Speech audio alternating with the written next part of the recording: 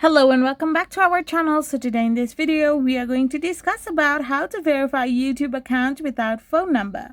So without wasting much of our time, let's get straight into the video. So while verifying a YouTube account typically involves using a phone number, there are alternative methods by bypassing this requirement as well. So you can utilize alternative methods for bypassing this requirement, as you can utilize a physical device, a third-party authenticator app, or even backup codes if you have access to them. Additionally, some users have explored using trusted SMS forwarding services through this approach, though nothing is quite reliable in this method of SMS.